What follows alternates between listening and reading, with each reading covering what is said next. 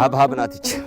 በሁለት ወር ከሀያ ቀን ብቻ ሙከከክ ብሎ አንተ መብለህ ይደርሳል በሁለት ወር ከሀያ ቀን ለገበያ ይወጣል ወርቅ ነው አፈሩ ራሱ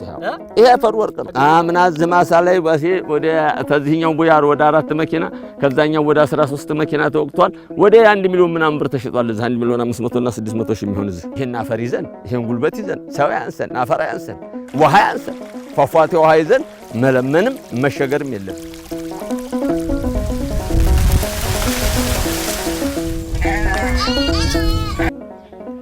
ሁሌ ከጃ ሆኜ እኖራለሁ በልቡን ያሞተ ሰው ግን እንዲያለቀሰ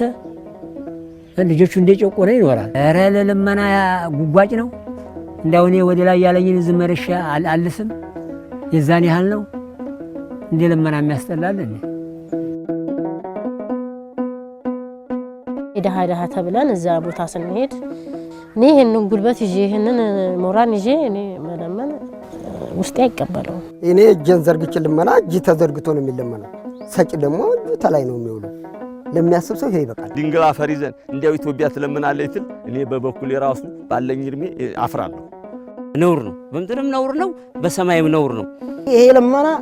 በሃይማኖት የሚፈቀድ አይደለም በእስልምና ሃይማኖት በተለይ በጣም የተወገዘ ነው ሙሉ አካል ሰጥቶት የሚያይበት አይኑን የሚጨብጥበት እጁን የሚራመድበት እግሩን ሰጥቶት ሳይሰራ ቁጭ ብሎ ራበኝ ማለት ተገቢነት የለውም ይሄ እርዳታ የሚባል ነገር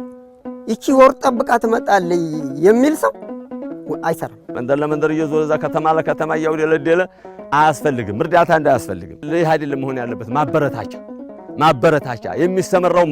መገደፍ እንጂ ዝም ብሎ ዘላቂነት ህዝብ ረዳለሁ ቢል የኢትዮጵያን ህዝብ እርዳታ ይሄ አይደለም ከውጭ መጥቶ የምንረዳው መረዳት በእውነቱ አገሪቷን በሙሉ ዘግዝቀን ቀበርናት ነው ማለት ይስራ ለምን አላህ አካለ ሙሉ የሰጠው አይሞከት ምን ይደረጋል ያ ነፍሱን ሰርቶ እንዲዝ ነው ራሱን ሰርቶ እንዲዝ ነው ስለዚህ ራሱን መቻል ትልቁ ነገርና በለሱ ላይ ያለ የመጀመሪያ ኃላፊነት ነው ራስን መቻል